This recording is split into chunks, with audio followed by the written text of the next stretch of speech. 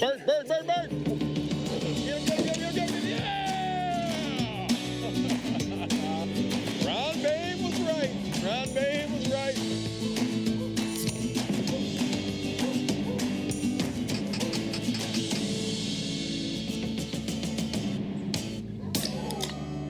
I'm feeling spry.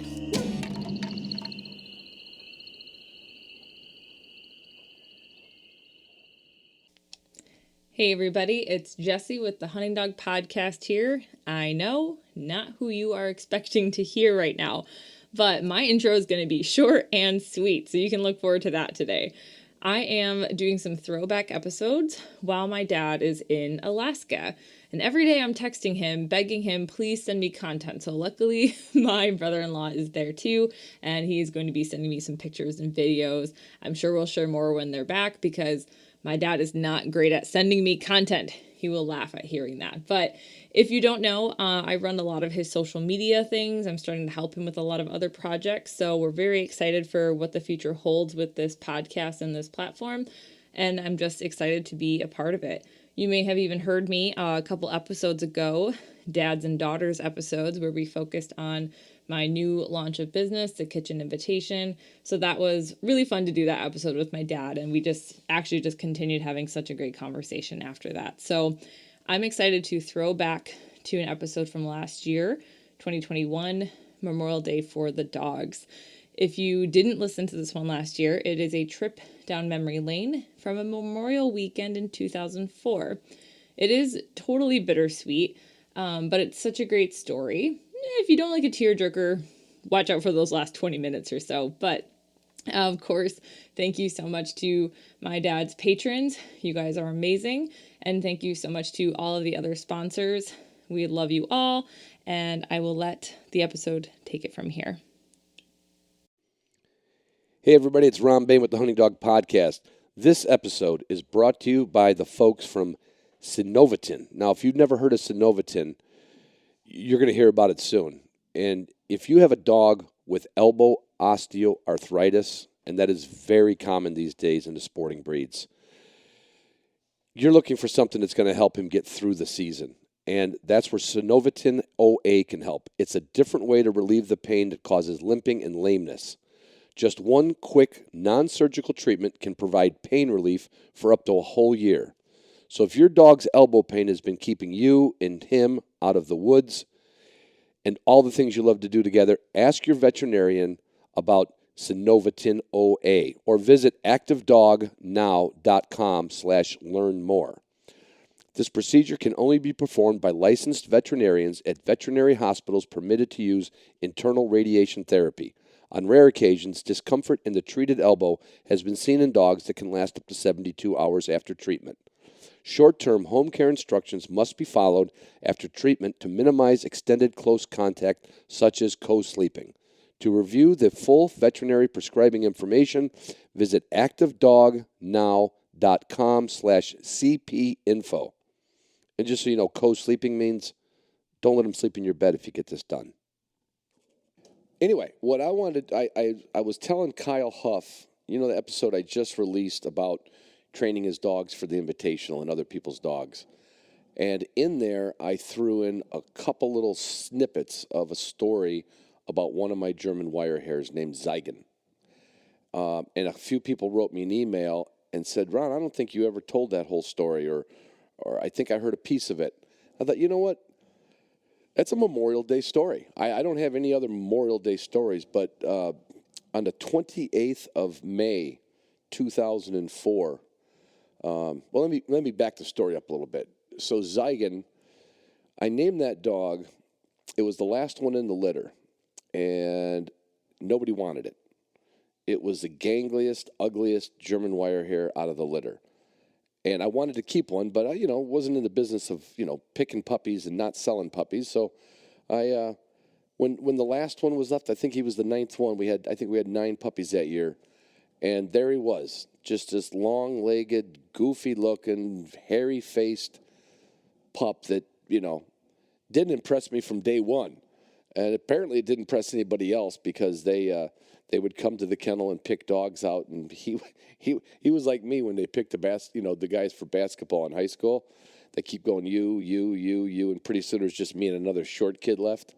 So Zygon became my dog because I wanted to keep one, and he progressed very slowly, to say it best. He his first NA test, first and only NA test.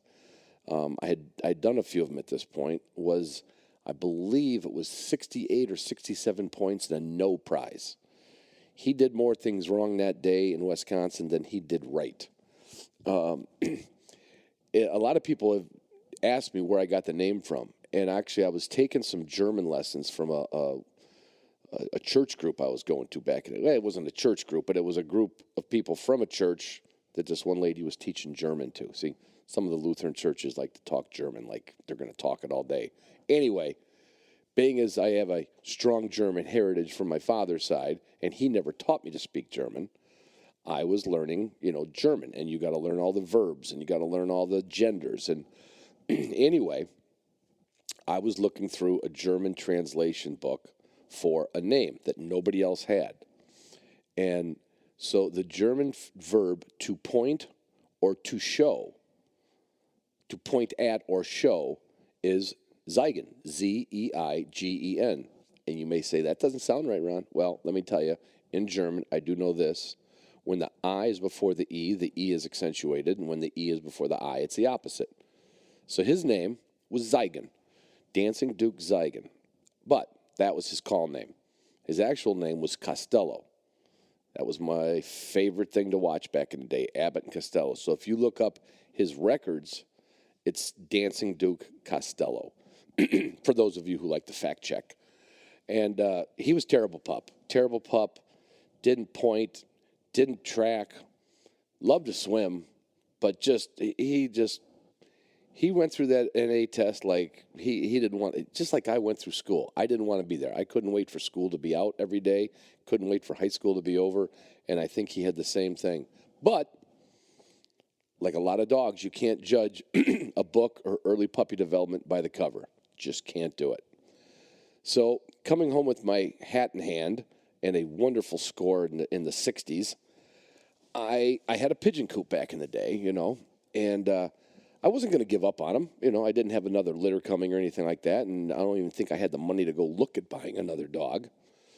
And so one day I put a couple pigeons out for his dad, who was the notorious Haskell, okay, the black-hearted beast, who had more talent than I did, and way more talent than I did, or way more talent than I had the ability to train. How about we put it that way? So one day I went out and I wing-folded a pigeon out in my woods back on a pipeline easement that's got grass growing on it. And so this dog's name was Costello all this time. I never had a call name for it early on. And I go to get Haskell. I open the gate, and Costello breaks through, just being he was a bigger knucklehead than his dad was. He just busted through and then foot tracked me. Those dogs that are smart, they follow your foot tracks. That's why a lot of times you plant birds in a field, the dog looks like he's running a milk route, right? And Zeigen did exactly that. It's probably 150 yards back to where I planted this pigeon. And I'm like, oh, great. He's going to backtrack me. He's going to eat the pigeon. Just one more thing I need. One more thing.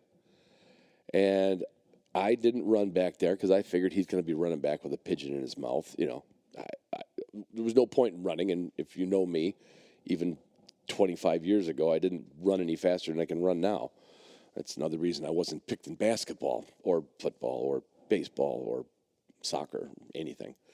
Anyway, so I casually walked back there. So when you walk back to where I had the dog, it took maybe a minute or so, maybe a minute and a half to walk back there.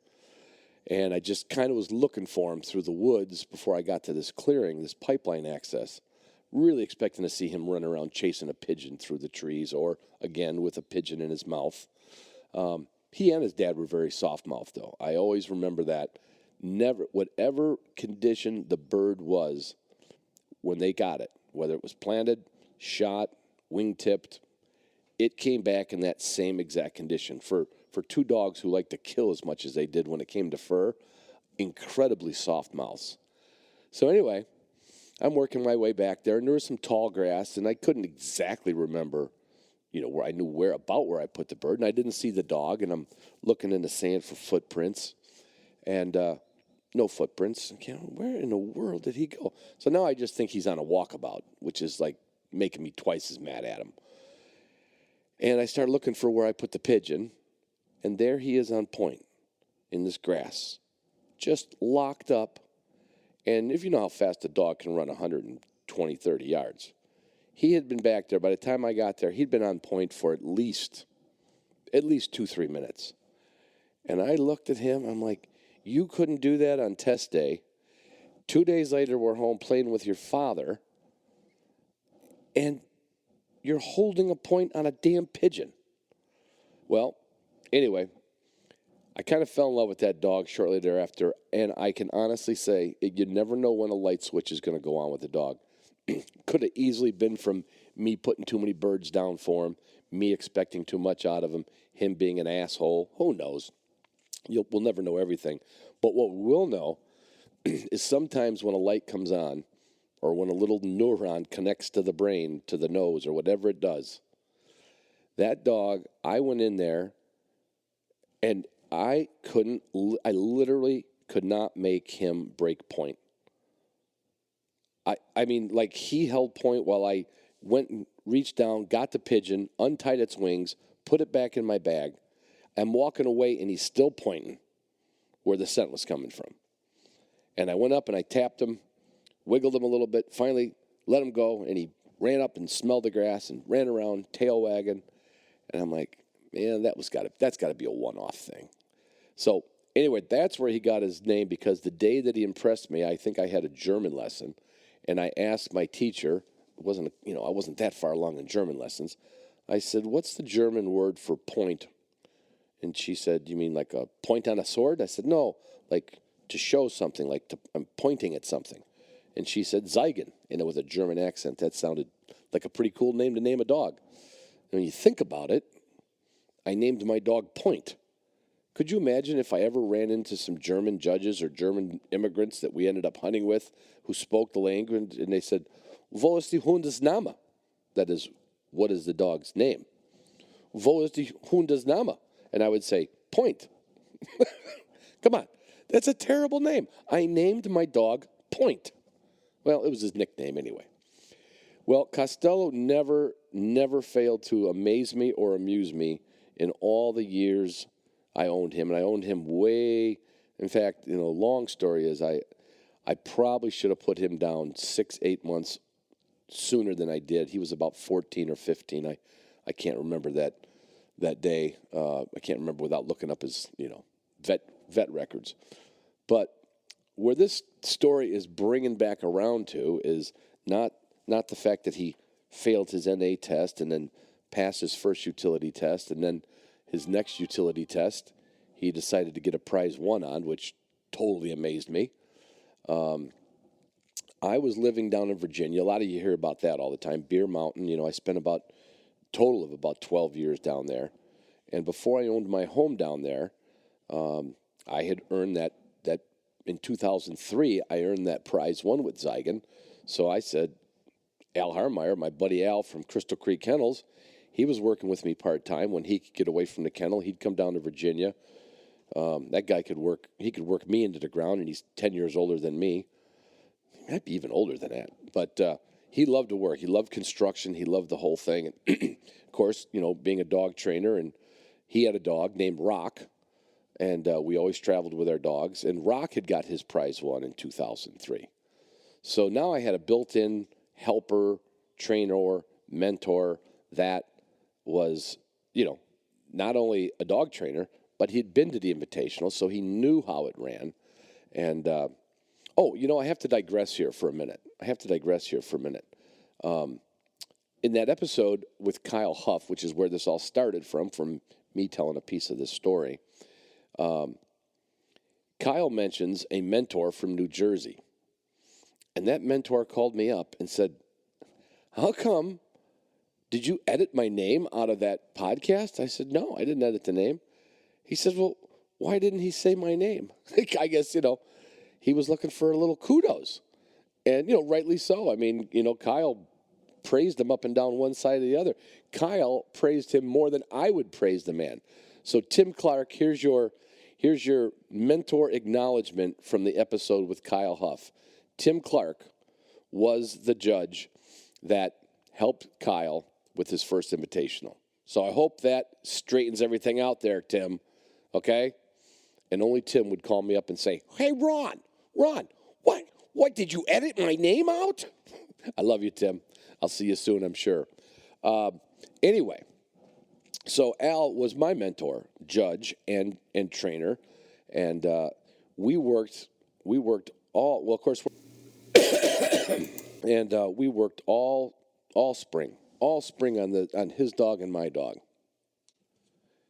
And we had just the ideal, the few years I had been working, I hadn't owned my house yet there in Bear Mountain yet in Virginia. So we had stayed at a really nice, not really nice, an old motel that had a kitchenette. I had brought a camper down, and I actually had my camper at Natural Chimneys State Park.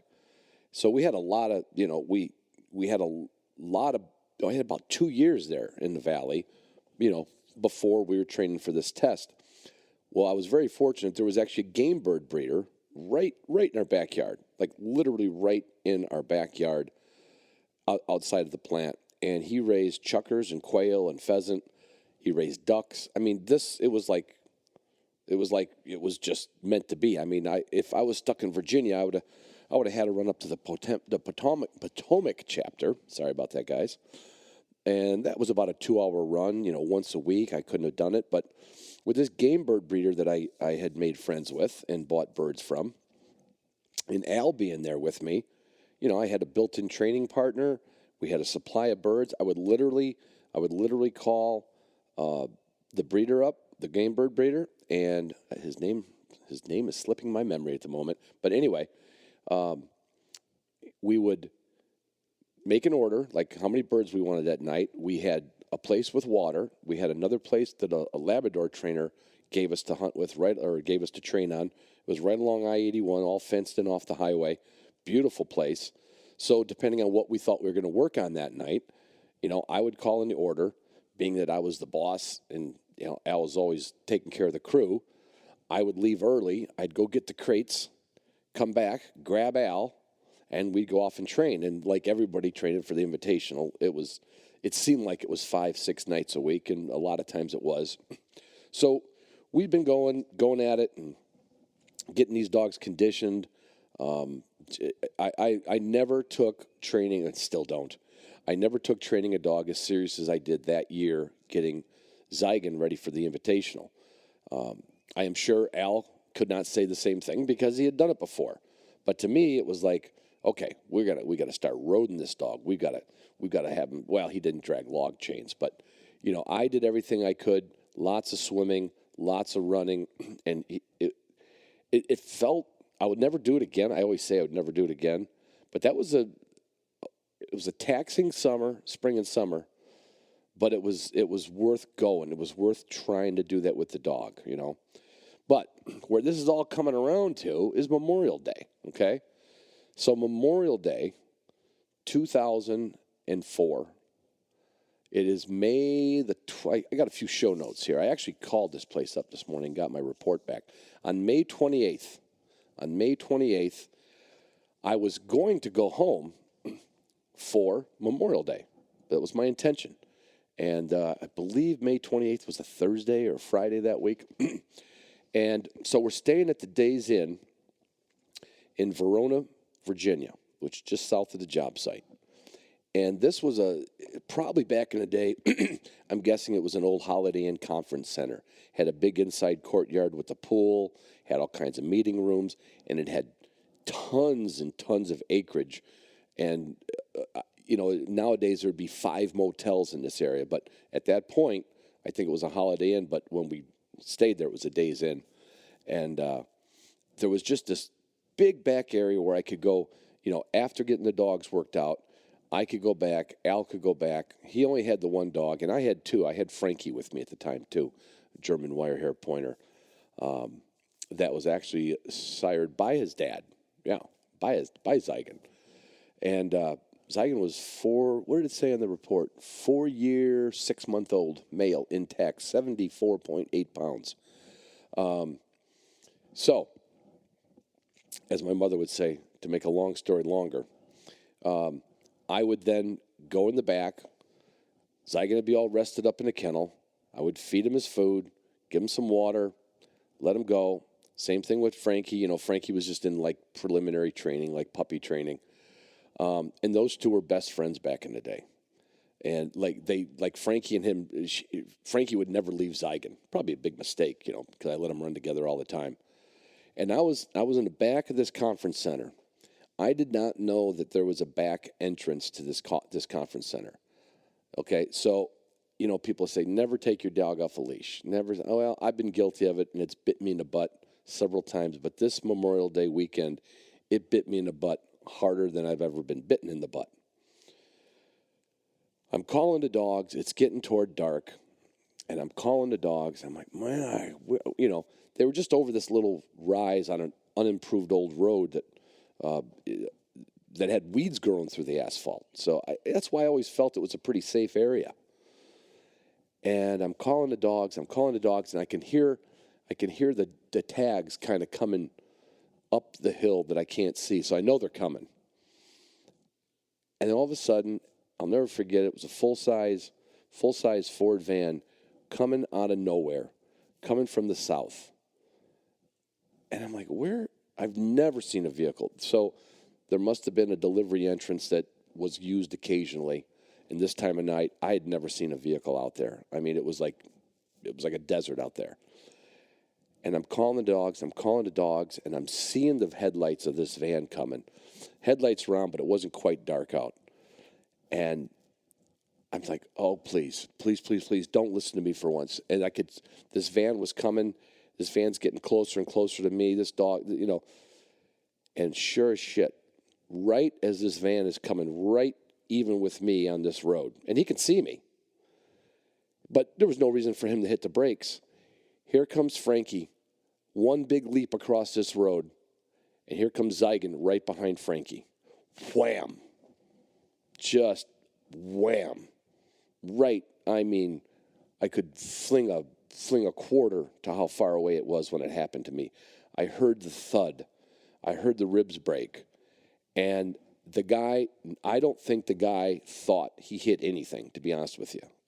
If he did, maybe he was doing something he shouldn't have been doing back there. Whatever the reason was, I was not mad at the man in the van. I was not mad at the driver of the van. I was mad at myself.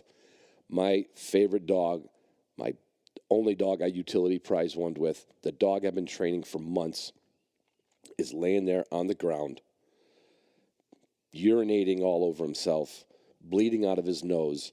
And as far as I know, this dog is, you know, minutes from being dead.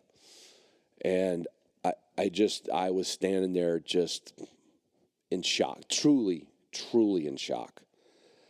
And Frankie's running around like a young dog will do. He doesn't know his dad got hit by a van, has no idea what's going on. I'm looking at Zygon, and I'm like, I got to see if I got a gun. Well, I did not.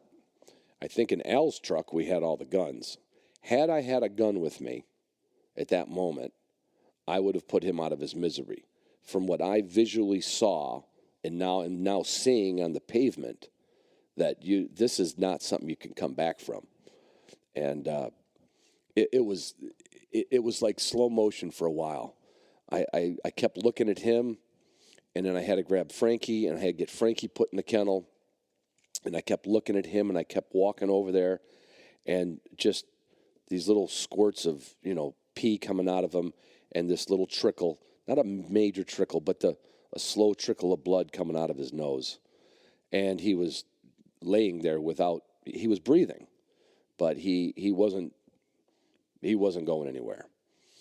And I didn't know what to do. I didn't know if I should pick him up. I didn't know if another car was going to come by. You just don't know what to do. And in fact, it's a little blurry. I believe I believe we were using Nextel. Yeah, we were using Nextel phones back in those days. And they had that little chirp, little button, little side button you do. And I tried getting a hold of Donnie, who was also staying in a room with us. So we had several rooms at that motel. And I get Donnie to answer. And I told Donnie where I was. I said, Donnie, I need help. Can you come back here?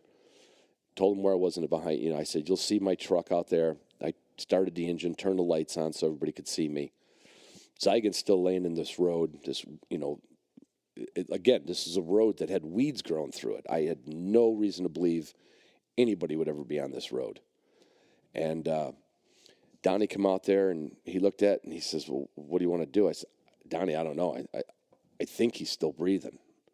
I said, do you have a 22 with you, or do you have a gun? He goes, no. Well, Al must have went somewhere. I think Al went somewhere to go eat with some of the other guys. So I literally had to get a phone book, okay, because Nextels didn't have a smartphone back in the day, obviously. We get him loaded into the back seat of my Ford pickup truck. I kind of figured he was dead, but at least now I thought, well, I have to bring him to a vet to have him euthanized, right? That's the only thing you can do. I'm not going to, not going to do anything besides that. But it was so incredibly surreal and definitely there's no way you could picture a dog could survive this thing. And as I told you before I started the story, Zeigen lived to be about 15 years old. But there was an all-night vet clinic in Verona, and they were only open till 6 a.m., which was fine. I got there. There was nobody there. Told them what happened. They came out. We carried the dog in. The dog was in complete shock. His gums were ashen white. I said, I'd like you to put my dog down. I'm sure he's going to be dead here in a minute anyway. And the vet checked his vitals. He said, do you want me to try to do anything? I said, well, do you really think something could be done? I mean, I just saw him get whapped right in front of my face by a 6,000-pound vehicle. And he said, no, you'd be surprised. But he says, I don't want to tell you what to do. And this is now, I don't know, 10:30 at night probably at this little clinic.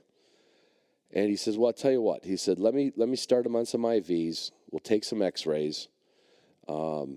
Just come back here in the morning before 6 o'clock. That's when we close. You'll have to get him out of here. And I don't know that I slept that night, or I don't know that I drank that night. That night is actually a blur, total blur. Couldn't quit blaming myself. Couldn't quit blaming everything. But, this could happen anywhere, anytime. But it doesn't happen if they're on a leash. Again, I felt this place is safe. I almost felt like Al and I could have used it for a training grounds. That's how desolate and big this unimproved area was behind this motel. So anyway, didn't sleep much. Got out, got dressed in the morning. Went to that clinic probably about 5:30. I got there about 5:30 in the morning. Saw the doc that was on duty the night before. And first thing I said was, is he gone? And he said, no, he's still breathing. And I was kind of like, well, how could that be? Again, how could that be? He said, well, look, he says, there's nothing I can do for you. We close this clinic at 6 a.m. I don't have a replacement. We don't have overnight care for a dog. But there is, when things like this happen, there's a clinic just down the road that you could go to, and then they could make an assessment and possibly recommend him. There's a place in, I say Richmond, Virginia. It's Mannequin, Virginia. It's called Veterinary Referral Critical Care.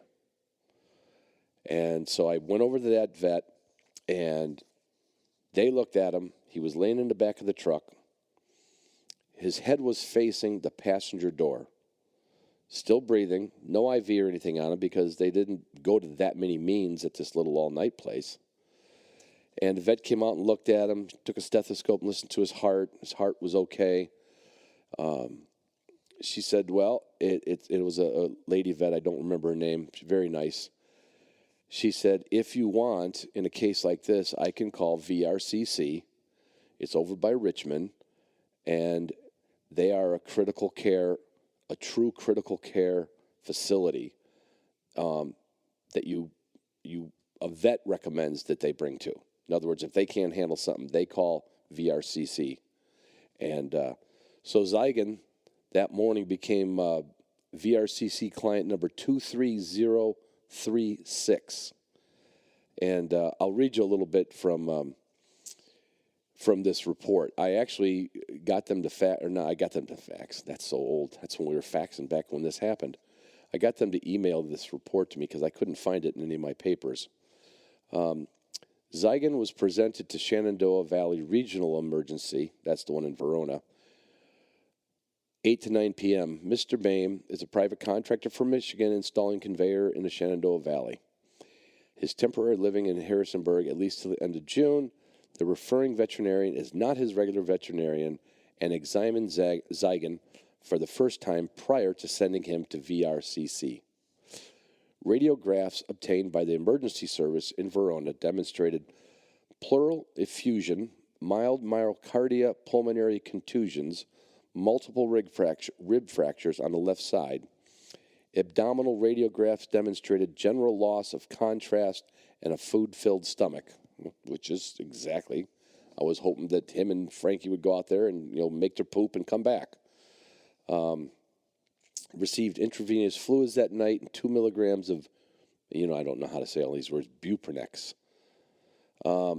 Physical examination at the time when presented to VRCC demonstrated severely sedated patient, pale mucous membranes, normal CRT, mild hypothermia, normal heart rate, increased respiration, mild dyspnea, dull lung sounds on the left side of the chest, normal heart sounds. The dog had heart, let me tell you. It just didn't break his heart. It broke my heart. Several superficial abrasions on the left side of the thorax, shoulder, abdomen, numerous gravel burns on the left front and rear leg, and moderately distended abdomen with palatable fluid wave. I don't know what that means. Probably like bloat, like his stomach was bloated. Sluggish motor function. Cranial nerves were normal. Tympanimus appear intact, although view is somewhat obstructed by the copious amounts of brown ceremonious debris. I guess that's poop, I'm guessing. Was unable to palpate any long bone fractures. Face and mandible may still be a question. Yeah. So I literally drove about 2 hours with him in the back seat and, expecting the next morning to be just picking up the dog for, disposal. Here this dog is alive, and this is kind of a critical part of the story. And I'm not saying to go to extreme measures to save a dog that got hit by a car. It's just what happened to me and Zygon. But what I saw and what you read in that report is he was basically lethargic. He was laying there. He was pale. He was cold. And when we put him in the van, like I said, his head was facing the passenger door, the back seat. He was all stretched out. I remembered clearly because the vet opened the passenger door and leaned over his head, looked at the blood on the face, looked at the dried blood, looked at the contusions, which they didn't do any treatment of that night because, they were just seeing if he was going to survive. Checked his heart rate, said they'll make the referral call. They gave me the address, 2-hour drive out to VRCC. When I got to VRCC, it was like some television show about pulling up to a hospital. This was a dig-doggedy real animal hospital, emergency animal hospital. I pulled up and they were waiting with a gurney and about 3 staff members right out on the circular pull-up in front doors of the hospital. And they slid him out. But before they slid him out, I met them and I said, they want to pull him out. I'm assuming they want to pull him out face first. They said, open the passenger door. I had not looked in the back seat, nor could I really look really good at it, and I wasn't thinking about it. So in the time it took me to drive there, That dog somehow stood up, pulled himself up, twisted around, did something. He's now facing the driver's side door in the back, which to me, it was like this glimmer of hope. Like, I can't believe it. I can't believe it. The dog moved. I haven't seen him move since he couldn't move. And so anyway, they bring the gurney around to the other side, and they get him out on the gurney, take him in, get all my information. And, of course, I'm just waiting around. And Doc comes out and tells me, the procedure, what they're going to do. And it was I don't know how to explain it. Not only that everybody was gone for Memorial Day weekend, and I wasn't sad about that. But literally I had to call my wife home and say, I'm not coming home for Memorial Day. Why? Well, Zyga just got hit by a truck, and I'm at the hospital, and I'm not driving today, and I got to see what happens. And she, of course, understood. And I highlighted a couple more of these little. This hospital, I could never thank a hospital more. They were so professional, and the reports they gave you and the communications they gave you. But I'll jump forward to June 1st. I'll back it up. Abdominal ultrasound was repeated on June 1st, revealed a small amount of fluid in the abdominal cavity, greater than 90% resolution. The area of previously noted retroperitoneal hematoma was much smaller. I think that means his internal bleeding was smaller. Hypercoic and somewhat organized in structure. The splenic hematoma was barely perceivable. The liver hematoma was still present, but like the area in a retroperitoneal space, man, this is tough. Even if I'd have practiced this, guys and girls, I wouldn't have got this right, was smaller and somewhat organized. So what that meant was the internal bleeding was going down. It turned out he had internal bleeding in all of his organs. He had just blood inside of his insides. The cortex of the right kidney appeared unchanged, somewhat irregular. The chest radiographs demonstrated normal cardiac silhouette, multiple displaced and single rib site fractures, all on the left side. Resolution of the previously noted pleural effusion was 20% improved on the left side, left-sided pulmonary contusions. Pelvic and spinal radiographs were normal. So the upside was he did not break his back, and he did not break his pelvis, which breaking a pelvis is just like on a person. You can come back with it, but you ain't going to run the Olympics. Anyway, then it goes on. Zygon vomited several times on June 7th. Now, that was from June 1st. Due to our increasing Zygons and nutritional allotments, he responded well to a drug to keep it down. I'm gonna quit butchering up all these words. It was all the things they did, all the things they gave him over the next 24 hours. Chest radiographs were repeated on June 8th, demonstrated marked improvement in the pulmonary contusions.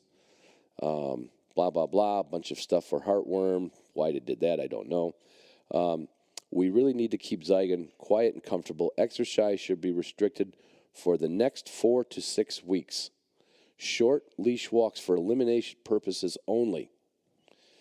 Zygon is finally going home. We wish him and his dad all the best.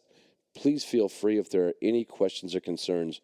Respectfully, Ed Fallon, DVM MS, Small Animal Internal Medicine.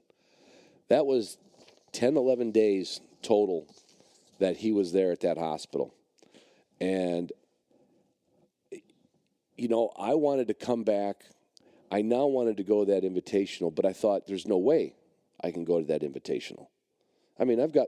This is now June 10th. I'm sitting at home with this dog in my trailer, and I got to be in Mexico, Missouri in 2 months. And 4 to 6 weeks, I'm supposed to have him on a leash walk only. And I promised Al I was going to go no matter what. We're going to be there. I was going to support him. I also promised Al that I would run Zygon if he was physically able to run, even if I couldn't train him another day of obedience between now and when the invitational was. And but I got to back up to a story. I really did not believe that he was going to survive, and they gave me no indication of that in the first couple days. It was, I butchered up the words in the report, but when I would talk to the vet, when I'd go and I went and visited him every day. The first 2 days, he was in a big walk-in cell, sedated, with the IV bottle and the catheter sewn. The catheter was sutured into him. He wasn't doing anything. He was just laying there. So the first 2 visits I made, there he was in critical care with no acknowledgement of me, no acknowledgement of anything. And I was starting to wonder and worry financially that, is there really a chance for this dog? And when I would talk to the vet, he said, Ron, I have seen dogs come back from injuries like your dog has. I cannot guarantee it, but I can tell you we're not spinning our wheels here. I have seen this. It has worked. Everything that is wrong with him can technically heal, but he said, I can't guarantee anything. So, by my second visit, I felt better, but I felt like I was visiting an older person in the hospital that you knew was going to pass away. It was like, yeah, you feel like, I got to visit him out of guilt. I can't leave him, but he didn't even know I was there. Well, fast forward a couple days, I couldn't get out there for, I forget if it was a Saturday or a Sunday, skipped the day, and I called him up. I called up the clinic, tell them I was going to come out, because they did appreciate having notice. They'd have somebody ready. And I said, I want to come out and talk to the doctor and see how Zygon's doing. I think this was on day 3 maybe, or 4. Yeah, it's all fuzzy in my head. But this trip to the vet was not fuzzy. So I get there, and this young vet tech comes up to me, and she said, are you Zygon's dad? And I always think, yeah, I guess not technically. His dad is a black-hearted son of a bitch that lives back in Michigan right now. But anyway, are you Zygon's dad? I said, yes. She goes, well, you're here to see him? He says, I'll go get him. I said, well, how do we do that? I said, don't I go in the back room? She goes, no, I'll go get him. And I'm like, wow. And I remember this was like I would call it a children's waiting area, because, when this happens to dogs and cats, or dogs are there for treatments, they bring their kids, and there was all kinds of toys and kids' books and Brio tables and shit there. So I'm just sitting in this chair, and out she comes through this electronic door, and there's Zygon walking, and there's a catheter still hooked up to him. I think the catheter was still hooked up to him, an IV bag, and an IV on a roller. And he was just walking real slow along that IV bag roller. And I looked at him, and I started crying. And I mean, seeing him on all 4 feet, coming toward me, with just no tail wagging, but coming toward me, walking next to that vet tech, I just lost it, because I never thought. I honestly, deep down, I thought, well, they're just going to let me know in 3 or 4 more days when, these organs fail, that, that's it. They did everything they could. Thank you very much. When I saw him walking out, man, I'm losing it right now thinking about it. And anyway, she saw how elated I was and emotional I was, and she's kind of holding me on the back. And I said, does this mean he's going to live? And she says, it's certainly a good sign in our eyes. She kind of told me that they went back there, and it was in the morning, and there he was standing. They hadn't seen him stand for 2 days or 3 days either. And he was just standing there looking at him. And I think they told me that actually that's maybe the 3rd day. That's when they might have took the catheter out, because I might have been there on the 4th day. Anyway, that's not important to the story. This is my mother's habit of me just blabbing on when I talk. So I'm very emotional. The vet tech is kind of patting me on the back, and I'm petting Zygon. And I keep looking for that tail wag, like, come on, buddy, let me know. Let me know it's me, because I didn't know if it was just the drugs or if he was coming out to, all these different things go through your head. But to see that dog on his own volition walking, is limited and as painful as it looked. Well, you can imagine all of those cracked ribs on his side. Anybody who's cracked a rib, and I have, knows that movement is not easy, and they are not bipedal. So I looked at him, and I was just petting him, and I just was kind of sitting there crying.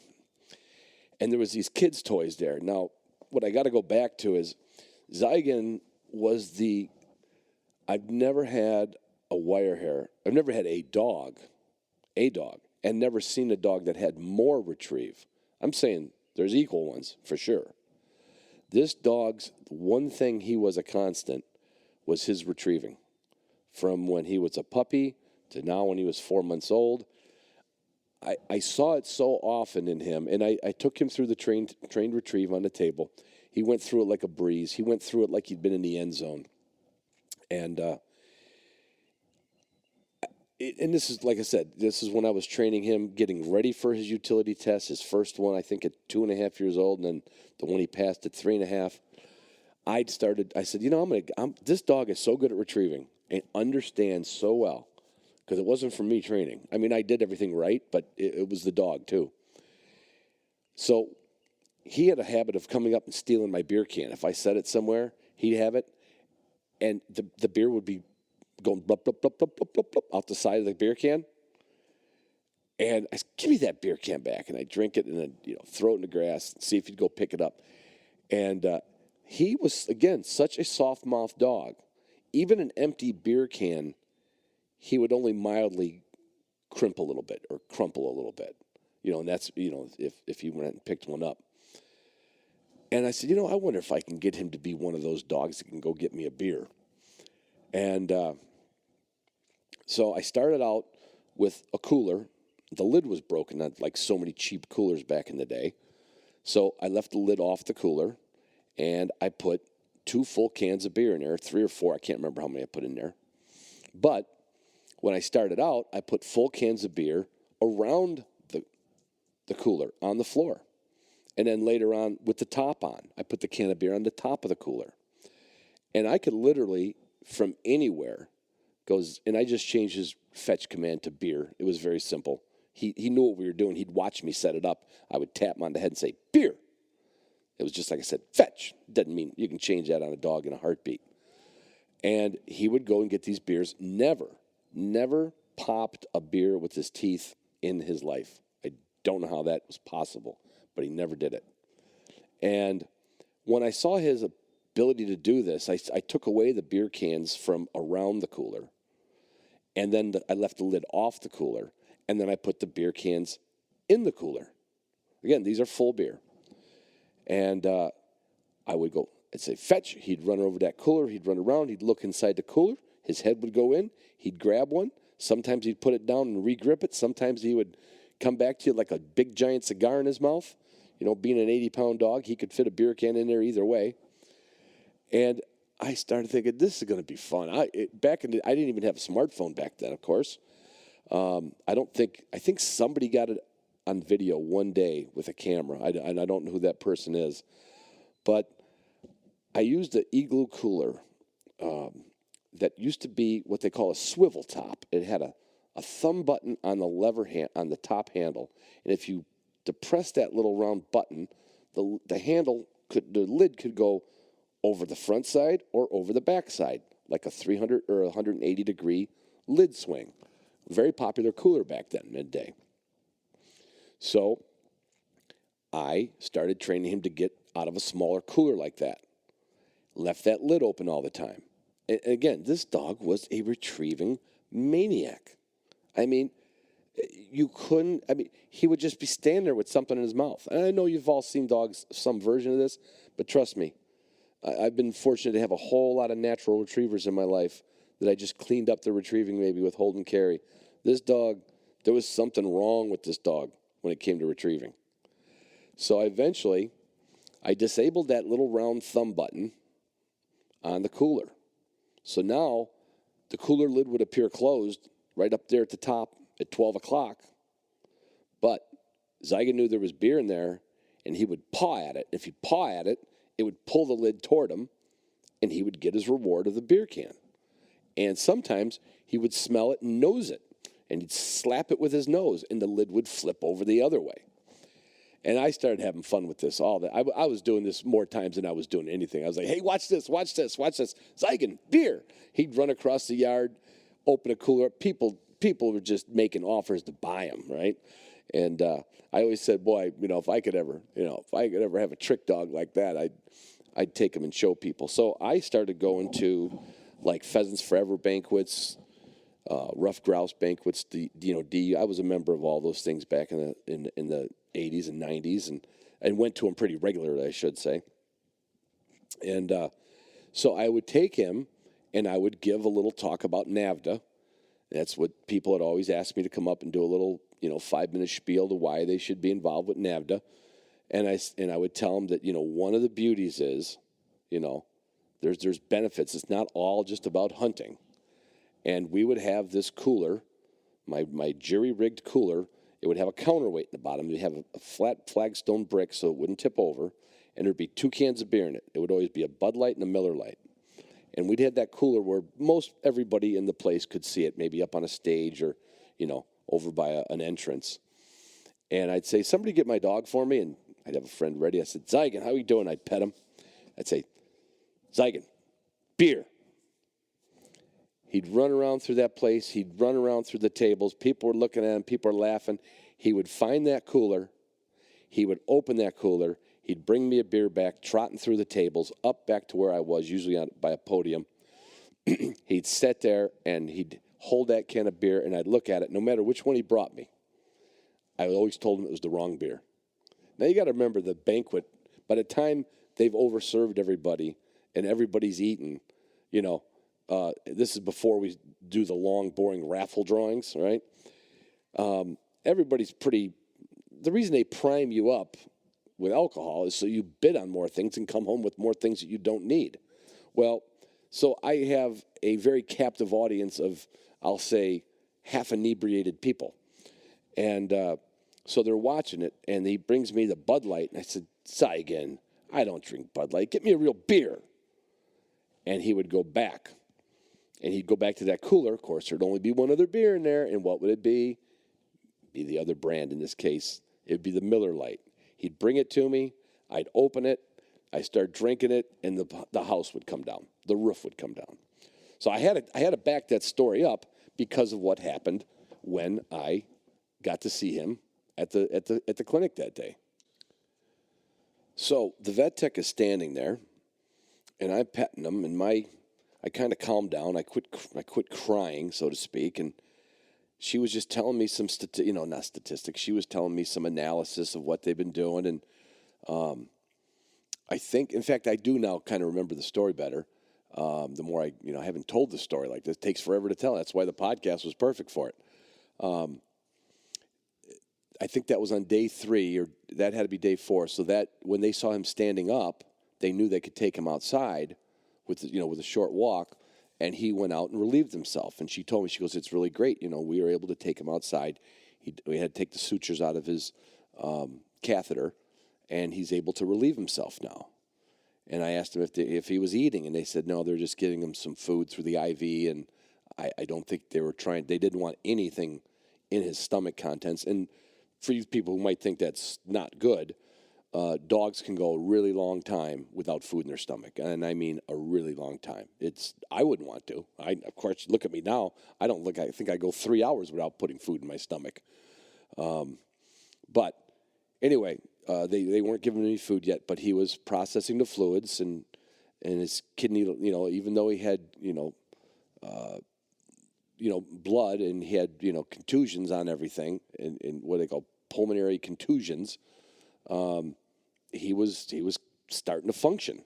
And so I'm petting him, and she was asking about him, and, she said, well, I should get him back. I should get him back into his kennel back there. And I said, well, hang on a minute. And I looked at him, and I wanted to see that tail wag.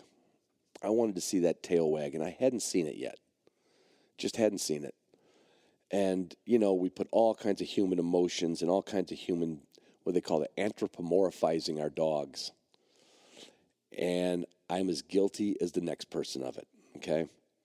I said, let me try something. And she says, well, what are you going to do? I said, and I certainly couldn't tell her the whole story. I just told you guys. I said, I got to see if he's going to make it. And there was a bunch of children's toys there, and there was like I don't know, some kind of a stuffed animal, like a little bear or a duck or something like that. It was in a little toy box. And I went and grabbed it, and I held it up to him, and I said, Zygon fetch? And I didn't say it like a command, like I said it with a question mark. I said, Zygon fetch? And he looked up at me, and I know he was drugged up. He opened his mouth and took that toy out of my hand and held it there. And that girl, she started crying. And I said, he's going to make it. And I saw his tail while he was holding that in his mouth. Just a little flick, flick, flick, flick, flick. And I said, he's going to make it. He's going to make it. And she said, I've never seen anything like that in my life, ever. She goes, that's impossible. And I said, you just don't know.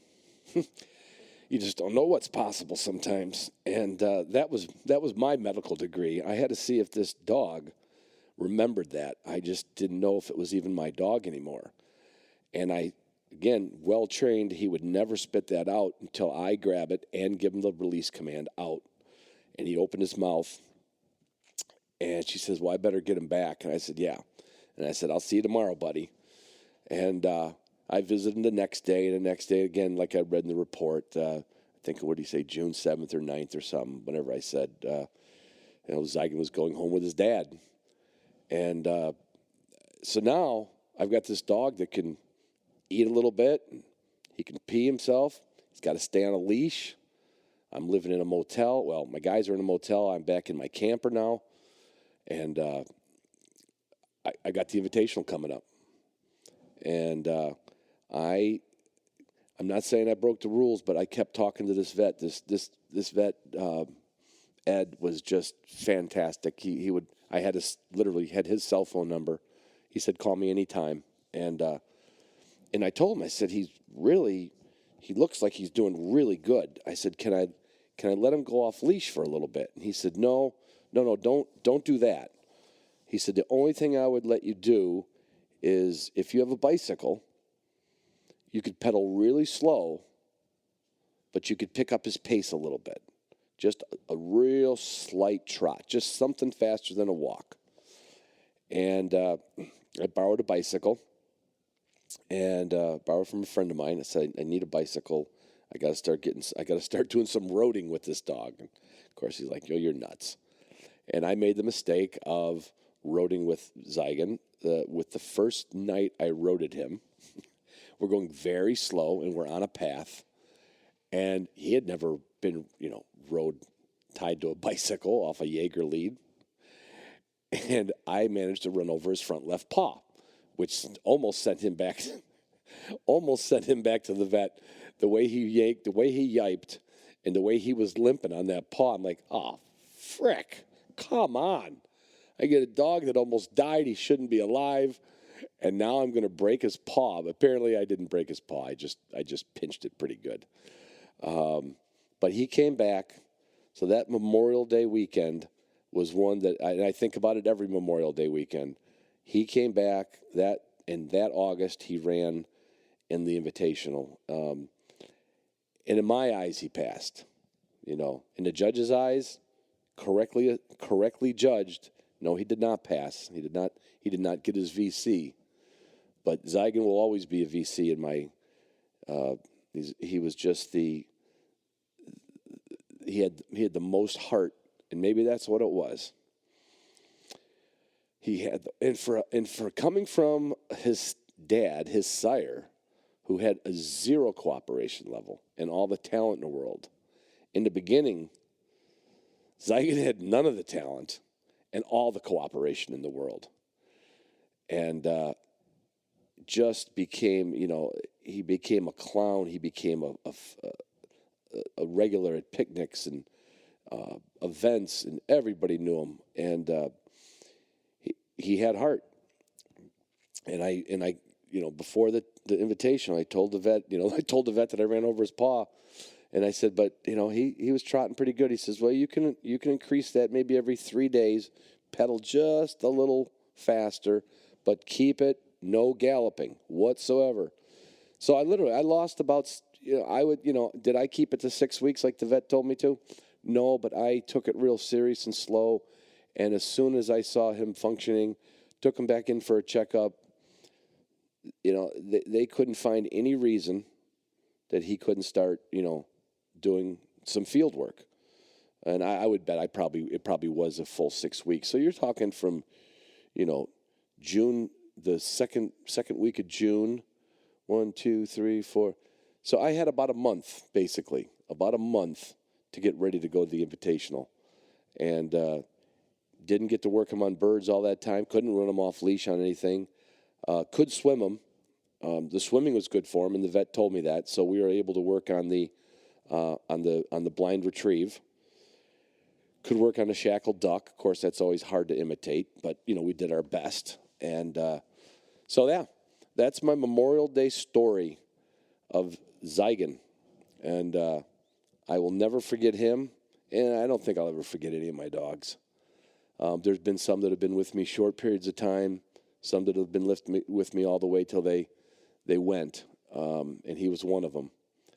But I'll wrap it up with saying he also he told me something that day in the vet's office when I asked him to fetch, and he literally looked at me and he opened his mouth and he grabbed it. I didn't put it in his mouth. He grabbed it as he was taught to do, and as he was so good at.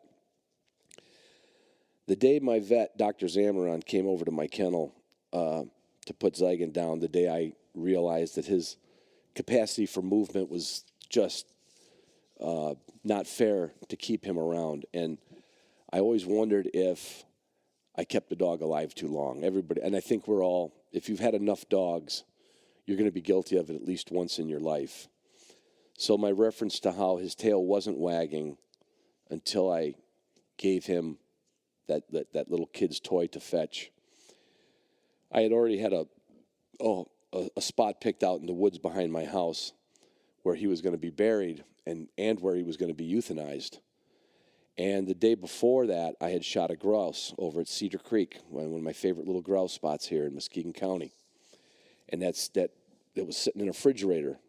And Dr. Z got here with his bag, and we shot the shit a little bit. And I didn't need to put Zygon on a leash. But I told the vet, I said, tail's not wagging. He says, people put too much into a tail. And I said, and I told him, I think I had told him before about, the story at the hospital in Virginia. And I knew I waited too long because I said, hold on, Doc. I went and I got this grouse and I stuck it. I don't know if I put a bird bag on or I carried a bird bag with this dead grouse. And we went out to where I've buried many of my pets. And we said our goodbyes. But before we said our goodbyes, I thought, and I got this from another judge mentor of mine named John Crozier. He had to have a dog put down far too early. And I hope I'm not butchering this story if he's listening. But he brought, if I'm not mistaken, and if not, it's a good way to remember the story. He brought a live chucker to when he had to have his dog put down. And he put the bird in a situation, I don't know if it was on a launch or a bird bag or what it was, or a foot release trap. But his vet was accommodating. And he let him point a bird when they give him that first shot to relax him, that just puts him to sleep, that just makes him completely fall asleep before they euthanize him. And I said, wouldn't that be great if Zygon could have a grouse in his mouth when he gets that first shot? And I'll never forget, I took it out and I said, he could smell it. Certainly his nose never quit working. His eyes were cloudy. His hearing was probably mostly gone. And I put that grouse out in front of him, expecting him to grab it. And he turned his head. And then I put the bird on the other side where he turned his head to. I said, Zygon, fetch. and he turned his head all the way back the other way. And I put that grouse back in my, I think I was wearing a vest that day. I can't remember. And I looked at Dr. Zamaron and I said, you're right, the tail doesn't always tell you everything. But when he refused to take that grouse in his mouth, I think he told me that he was done. And sorry about that. That's tough. You know how it is. You don't think about it all year and you put a little thought into it. But I think that was Zygon's way of telling me you waited too long. And whether it's a takeaway from that or just a thought to leave you with, I don't think there's a wrong decision. We're human. We're flawed. We are flawed, but I don't think our dogs are. Yeah, it's a tough one. I have to keep hitting the pause button. Yeah, like I said, I know we're flawed as humans, but sometimes I don't think our dogs are. And I was going to leave you with that quote by George Bird Evans, but that one just makes me cry. But I'll leave you with this. This is for the Hunting Dog Podcast. This is the Memorial Day celebration for everybody out there who has had those dogs that burned a memory in their soul. And left a mark on not just you, but people you met. I am not going to wrap this up without being ultimately fair to all those who didn't like my dog. I don't really care. I loved my dog. He had his flaws. In his later years, he didn't tolerate another male dog in my keeping. He'd be okay hunting with other ones. I had to literally rehome two of my younger dogs. One of his prodigy that was with him on the day he got hit, named Frankie. And later on, a dog I got from my friend John Crozier. I had to rehome that dog, Tonzer, because when those dogs got old enough to challenge their dad or what would be their superior, he was not perfect, okay? But on Memorial Day, I think of him every Memorial Day. I look at a couple pictures of him. I remember all the fun we had with him. I remember the fun the kids had with him. I remember the fun I had with him at banquets. And just so there. Happy Memorial Day. This is nothing against veterans. This is just a Memorial Day for our dogs, for people who listen to the Hunting Dog Podcast and have that dog or will have one day that leaves you with those memories. I love you guys. I love you girls. And I love you dogs more.